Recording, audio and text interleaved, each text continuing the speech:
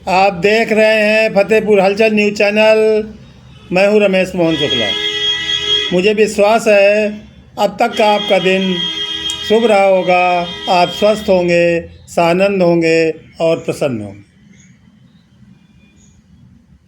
साथियों, आज मैं एक ज्वलंत मुद्दे पर फतेहपुर हलचल में ये वीडियो बना रहा हूँ। हो सकता है मेरी ये वीडियो कुछ लंबी हो जाए, तो मेरा विनम्र अनुरोध है कि कृपया वीडियो के अंत तक बने रहें। और आपकी विशेष कृपा होगी यदि आप फतेहपुर हलचल यूट्यूब चैनल को सब्सक्राइब कर लेंगे और घंटे की आकृति वाली बटन भी दबा देंगे।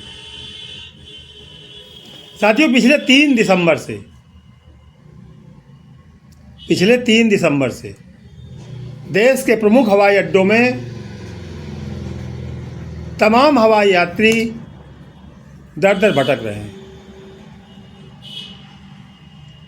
कभी 800, कभी 900, कभी 1000, कभी 1200 फ्लाइटें रोज रद्द हो रही हैं और यात्री परेशान हैं कई दिनों से। मामला सिर्फ इतना नहीं है। सिर्फ मैं इसलिए ये बताने नहीं आया हूँ, बताने ये आया हूँ कि इस देश के 11% इलीट क्लास जो हवाई जहाज़ों में यात्रा करते हैं, उनके ऊपर ये समस्या आई तो देश का मेन स्ट्रीम मीडिया चैनल 3 दिन से लगातार डिबेट कर रहा है। करना भी चाहिए, क्योंकि मीडिया चैनल भी तो इलीट क्लास की है। कोई प्रवक्ता, कोई पत्रकार डीजीसीए को दोषी ठहरा रहा है, तो कोई इंडिगो नामक जो कंपनी है उसकी मोनोपोली को लेकर सरकार पर सवाल उठा रहा है। उठाना भी चाहिए। मैं किसी समस्या का पक्षधर नहीं हूँ, और विशेष तौर से उस समस्या का जो सरकार के संरक्षण में बनी हो, जो सरकार के संरक्षण में चल रही हो, उसका तो कतई नहीं। लेकिन मेरा प्रश्न ये है कि यही मीडिया जब आम आदमी की ट्रेनें निरस्त होती हैं, रेलवे स्टेशनों पर अंधाधुंध भीड़ होती है, एक रेल के डिब्बे में चढ़ने के लिए हजार लोग किस तरह से परेशान होते हैं, तब ये मीडिया चैनल ये डिबेट क्यों नहीं करती? किसी चैनल ने कभी ये डिबेट क्यों नहीं की कि हिंदुस्तान में चलने वाली किसी भी एक्सप्रेस, बुलेट, वंदे भारत, इन ट्रेनों में जनरल डिब्बे क्यों नहीं लगाए गए?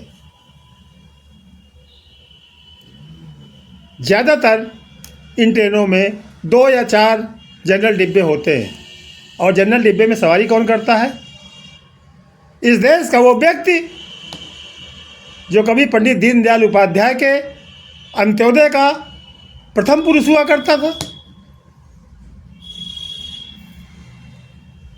वो सामान्य व्यक्ति जो डॉक्टर लोहिया के समाजवाद का नायक हुआ करता था, उस सामान्य वर्ग को रेल के डिब्बों में प्रवेश भी करना बहुत मुश्किल हो रहा है। और मीडिया बहस कर रही है इंडिगो की फ़्लाइट रद्द होने पर होने वाले इलीट क्लास की परेशानी को। होनी चाहिए, वो भी इंसान है इस देश के, नो डाउट। लेकिन उनके साथ साथ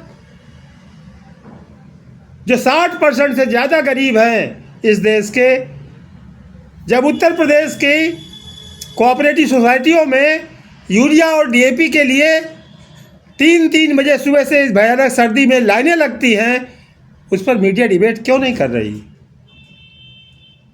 उस पर सरकार को कटघरे में क्यों नहीं खड़ा किया जा रहा है? सवाल इस बात का। कल मैं एक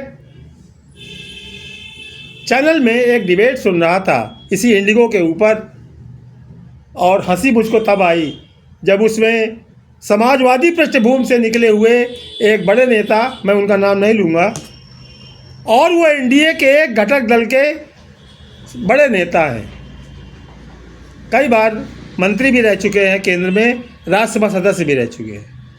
कल वो कह रहे थे कि डीजी से द्वारा 1500 किलोमीटर तक 15,000 रुपये का किराया निर्धारित होने के बाद भी कल उनकी बेटी को 41,000 रुपये दे करके दिल्ली से बम्बई की यात्रा करनी पड़ी। वो इस बात पे खपत है कि अगर पैसा वापस नहीं हुआ तो वो अनशन में बैठ जाएंगे। ये समाजवाद। उस समाजवादी पृष्ठभूमि के नेता ने, जो अपने आप को किसान नेता भी बताता है, कभी किसानों की समस्याओं पर उसने अनशन करने की बात नहीं की। जिन डॉक्टर राम मनोहर लोहिया, आचार्य नरेंद्र देव, आचार्य कृपलानी,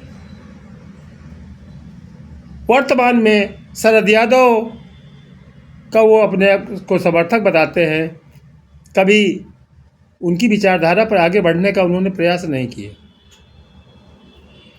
बड़े बड़े टीवी चैनलों में बैठ करके डिबेट करना एक अलग बात है, आम जनता के मुद्दे उठाना दूसरी बात, और यह साहस हर किसी में नहीं होता। मैं वापस आता हूँ मेन समस्या पर। 3 दिसंबर से लेकर कल 7 दिसंबर तक इंडिगो एयरलाइन की कम से कम 2000 से 2200 फ्लाइटें रद्द कर दी गई, जिसके कारण देश के बड़े बड़े हवाई अड्डों में हजारों हजार यात्री उसी तरह पड़े हुए थे जैसे भारत के किसी पर्व पर, किसी आम रेलवे स्टेशनों पर यात्री पड़े रहते, फुटपाथों पर। न उनको कोई सुविधा देने वाला होता है और न उनकी कोई व्यवस्था करने वाला होता है। फिर भी देश की सरकार चुप है। देश की सरकार की ओर से एक भी बयान अभी तक नहीं आया है। डीजीसीए जो पूरा कंट्रोलिंग अथॉरिटी है, उसकी तरफ से ये बयान जरूर आया कि समस्या 2-4 दिन में हल हो जाएगी। प्रश्न ये उठता है, ये समस्या आने किसने दी? हवाई यात्रा के मामले में जिस तरीके से केवल 2 कंपनियों को यहाँ पर एकाधिकार भारत में मिला हुआ है, एक इंडिगो जिसका शेयर, मार्केट शेयर 60 से 62% है, और दूसरी टाटा की इंडियन एयरलाइंस, जिसको उसने अभी पिछले कुछ दिनों में ही भारत सरकार से खरीद लिया। यह मोनोपोली बनने किसने दी?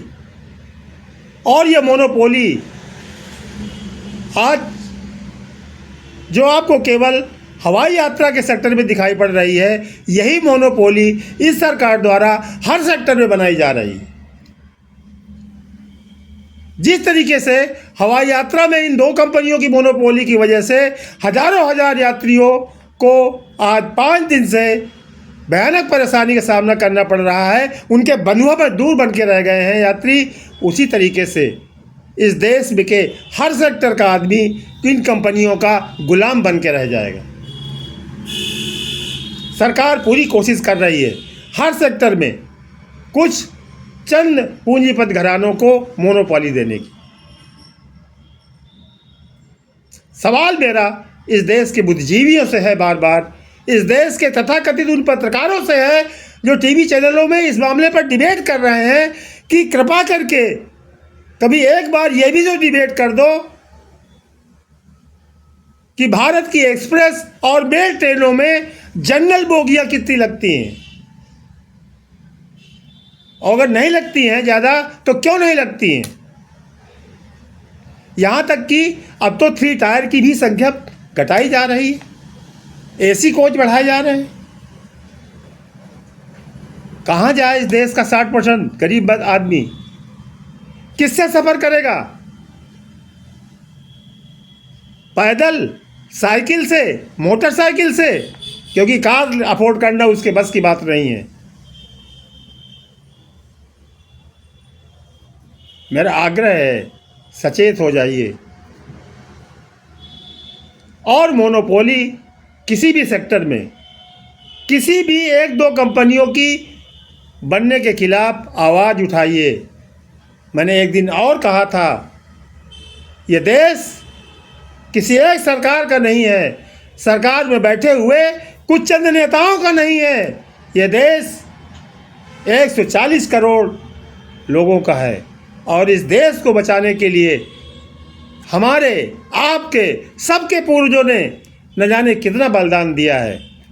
तो इस देश को बिकने मत दो। आप जहाँ भी हैं, जैसे भी हैं, जिस स्तर पर भी हैं, अपने पारिवारिक समय से कुछ समय निकालकर इस व्यवस्था का विरोध करने में लगाइए, तभी आपका जीवन सार्थक माना जाएगा। अन्यथा आने वाली पीढ़ियाँ आपको सदियों गरियाएंगी, सदियों कोसेंगी और तब आप जवाब देने के लिए उनके पास नहीं होंगे। आप देख रहे हैं फतेहपुर हलचल न्यूज़ चैनल। मैं हूँ रमेश मोहन शुक्ला। जय हिंद, जय भारत, जय संविधान।